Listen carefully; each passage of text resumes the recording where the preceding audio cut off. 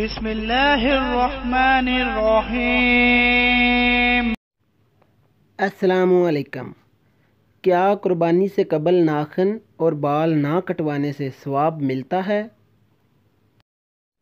سوال: کیا آپ بقرہ عید کے 10 دن پہلے سے ناخن اور بال نہ کٹوائیں تو ایک قربانی کا ثواب ملتا ہے؟ کیا یہ بات ٹھیک ہے؟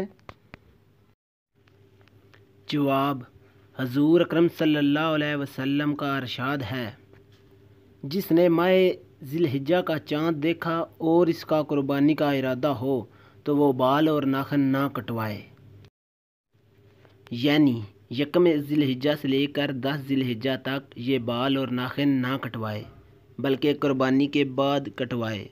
علماء کرام فرماتے ہیں یہ عمل مستحب ہے، کوئی اس پر عمل کر لے تو ثواب ملے گا، اگر نہ کرے تو گناہ نہیں ہے۔